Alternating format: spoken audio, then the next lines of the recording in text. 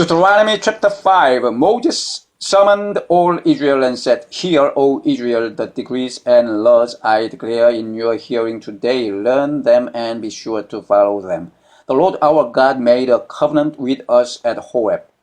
It was not with our fathers that the Lord made this covenant, but with us, with all of us who are alive here today. The Lord spoke to you face to face out of the fire on the mountain.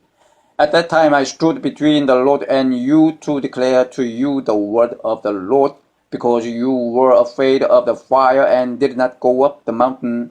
And he said, I am the Lord your God who brought you out of Egypt, out of the land of slavery. You shall have no other gods before me. You shall not make for yourself an idol in the form of anything in heaven above, or on the earth beneath, or in the waters below. You shall not bow down to them or worship them, for I, the Lord your God, am a jealous God, punishing the children for the sin of the fathers to the third and fourth generation of those who hate me, but showing love to 1,000 generations of those who love me and keep my commandments.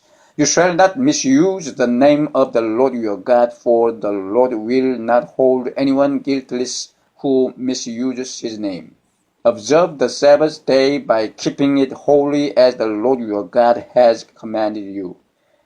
6 days you shall labor and do all your work, but the seventh day is a Sabbath to the Lord your God. On it you shall not do any work, neither you nor your son or daughter, nor your manservant or maidservant, nor your ox, your donkey, or any of your animals, nor the alien within your gates, so that your manservant and maidservant may rest as you do.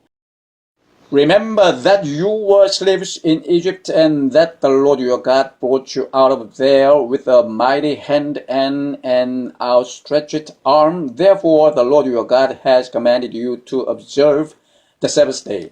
Honor your father and your mother as the Lord your God has commanded you, so that you may live long and that it may go well with you in the land the Lord your God is giving you. You shall not murder, you shall not commit adultery, you shall not steal, you shall not give false testimony against your neighbor, you shall not covet your neighbor's wife, you shall not set your desire on your neighbor's house or land, his manservant or maidservant, his ox or donkey, or anything that belongs to your neighbor.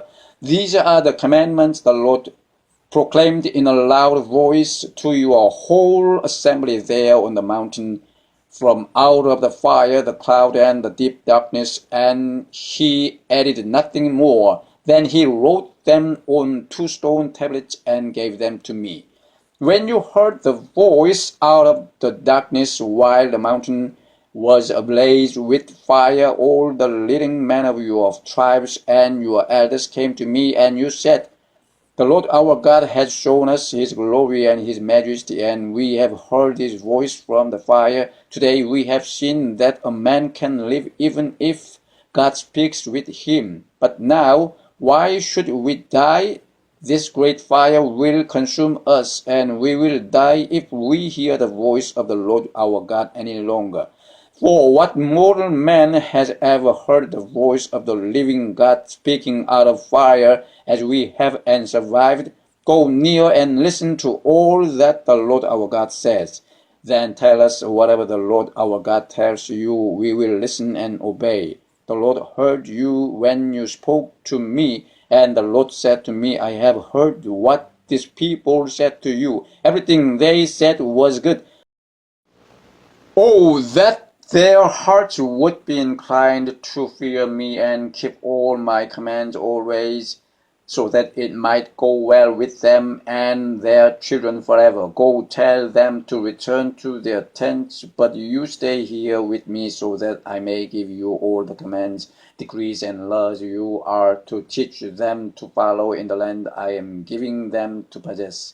So be careful to do what the Lord your God has commanded you. Do not turn aside to the right or to the left. Walk in all the way that the Lord your God has commanded you, so that you may live and prosper and prolong your days in the land that you will possess.